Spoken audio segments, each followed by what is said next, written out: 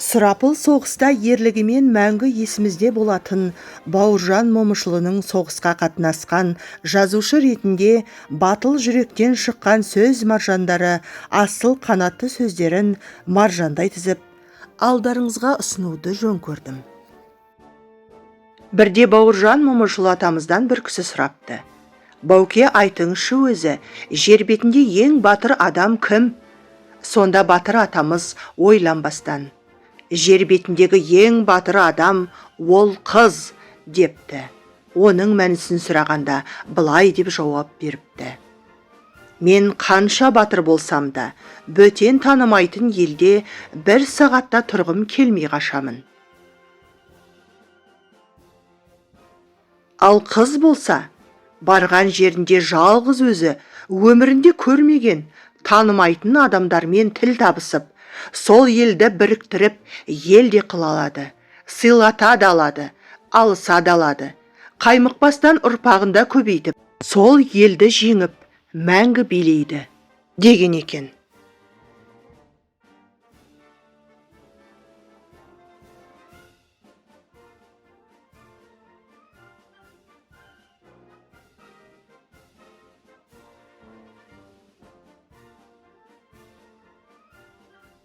Біздің жерімізде еркек діңгек, әйел гүл, діңгек жапырақсыз, гүлсіз, қазақша айтқанда қубас деген сөз.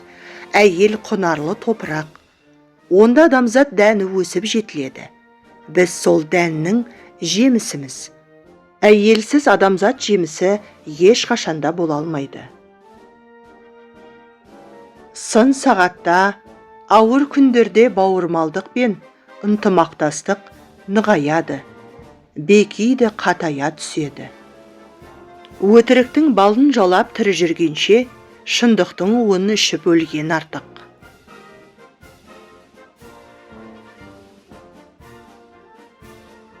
Өз ұлтын сыйламау, оны мақтаныш етпеу, сатқындық. Техника қанша дамып жетілгенмен, ойлайтын, парасатты адамның орнын ауыстыра алмайды.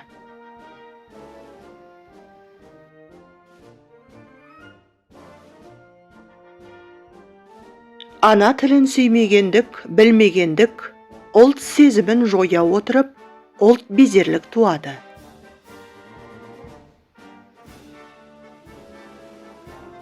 Ашумен емес, ақылмен үйрету керек.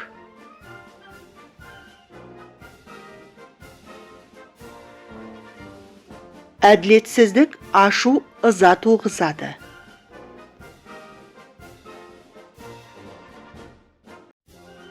Тәрбие адам бойында жақсы мінез құлық қалыптастырады.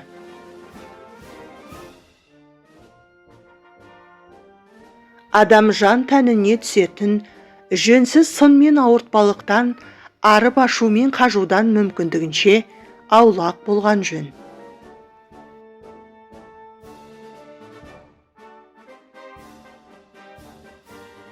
Екіжүзділік дегеніміз жалған жаны ашушылық, түсінушілік, ұғынушылық, пікірлестік, өтірік нәрсені шын деп шынды жасырып көрсетушілік.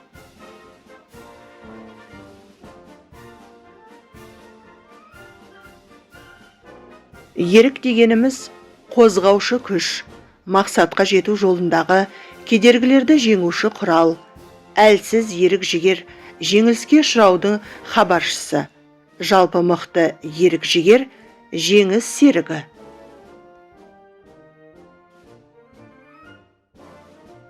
Ұлттық рух ұлы адамның және тұтастай алғанда ұлттың да асыл қасиеті.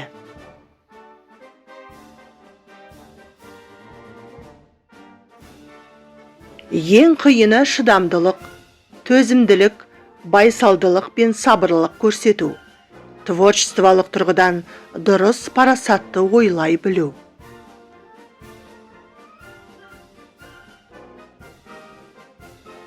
Ана үшін аянба, ант ұрады.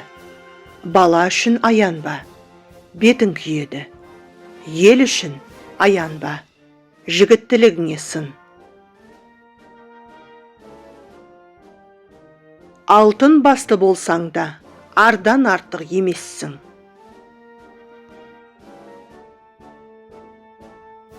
Тәртіпке бас иген құл болмайды, тәртіпсіз ел болмайды.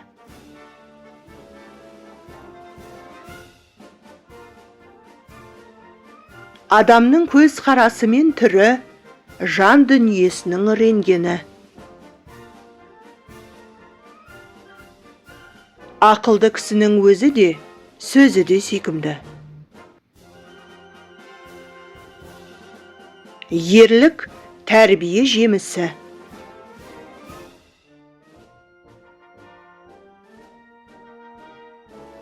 Өтірік барып тұрған зиянды у. Бүгінгі іс-әрекетіміздің сәтсіздік тәжірибесі, ертеңгі күнгі сәттісіміздің хабаршысы болуы тиіс.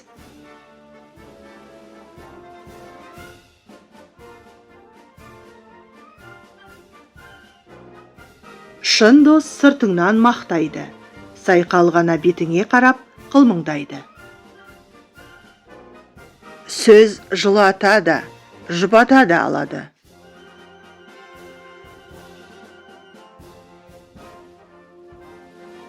Анамыздың ақ сүтімен бойымызға дарыған ана тілімізді ұмыту, бүкіл ата-бабамызды, бар тарихымызды ұмыту. Қайрат етер кезіңде жүк көтерер нардай бол. Ақыл айтар кезіңде же жасаған шалдай бол. Жерге тер төгіп, халыққа қан төгіп, қызмет етуден аянба.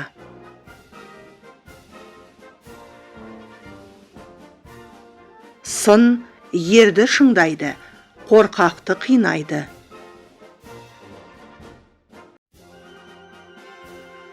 Батырға сырдың суы сирағынан келмейді. Қорқаққа батпақ та, кедергі шалшықта бөгет.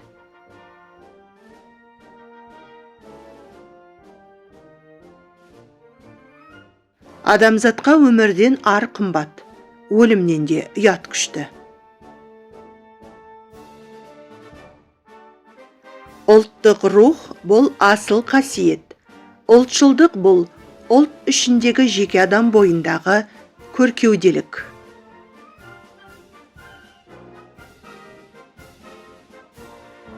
Мінессіздік ойлаудың айқын еместігі.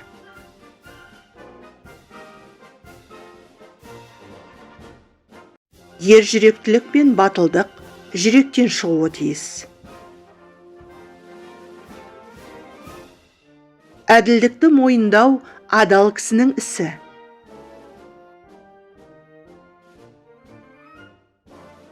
Ешкім іштен батыр болып тумайды.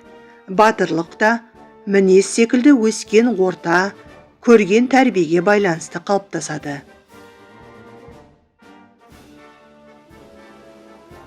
Ел дегенде еміреніп, жұрт дегенде жүгініп қызмет еткін.